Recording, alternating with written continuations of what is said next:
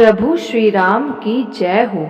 अयोध्या की सारी गलियां सुगंधित द्रव्यों से सिंचाई गई, गज मुक्ताओं से रचकर बहुत सी चौकें पुराई गईं, अनेकों प्रकार के सुंदर मंगल साज सजाए गए और हर्ष पूर्वक नगर में बहुत से डंके बजने लगे।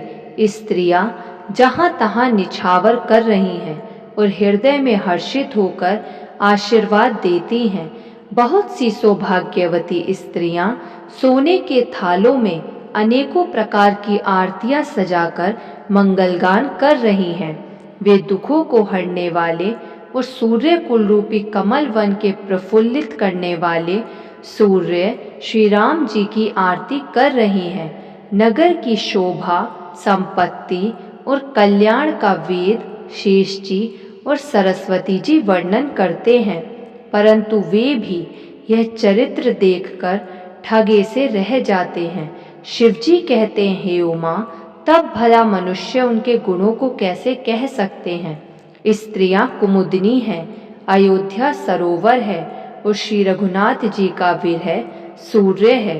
अब उस विरह रूपी सूर्य के अस्त होने पर श्री राम रूपी पूर्ण चंद्र को निरखकर वे खिल उठी। अनेकों प्रकार के शुभ शकुन हो रहे हैं, आकाश में नगाड़े बज रहे हैं। नगर के पुरुषों और स्त्रियों को सनाथ करके भगवान श्री रामचंद्र जी महल को चले। शिवजी कहते हैं, हे भवानी, प्रभु ने जान लिया कि माता कैकेयी लज्जित हो गई हैं, इसलिए वे पहले उन्हीं के महल को गए और उन्हें समझा बुझाकर बहुत सुख दिया। फिर श्री हरि ने अपने महल को गमन किया। कृपा के समुद्र श्री राम जी जब अपने महल को गए तब नगर के स्त्री पुरुष सब सुखी हुए। गुरु वशिष्ठ जी ने ब्राह्मणों को बुला लिया और कहा, आज शुभ घड़ी, सुंदर दिन आदि सभी शुभ योग हैं। आप सब ब्राह्मण हर्षित होकर आज्ञा दीजिए, जिसमें श्री रामचंद्र जी सिंहासन पर विराजमान हों।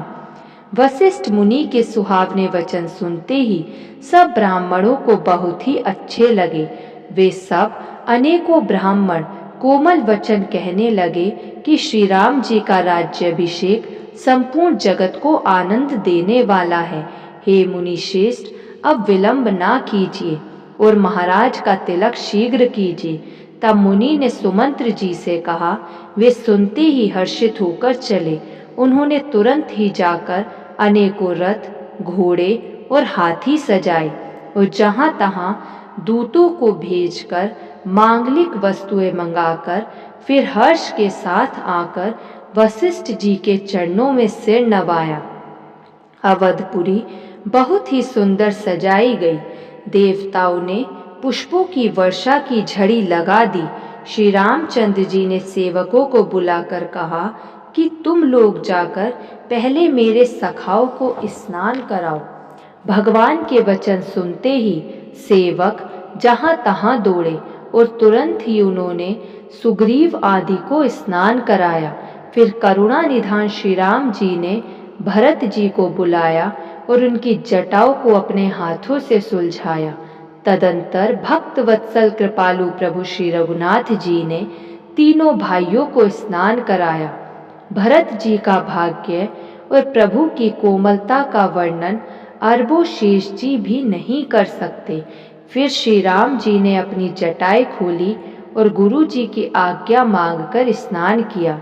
स्नान करके प्रभु ने आभूषण धारण किए।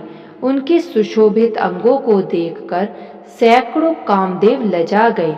सासुओं ने जानकी जी को आदर के साथ तुरंत ही स्नान करा के उनके अंग अंग में दिव्य वस्त्र और श्रेष्ठ आभूषण भली भांति पहना दिए।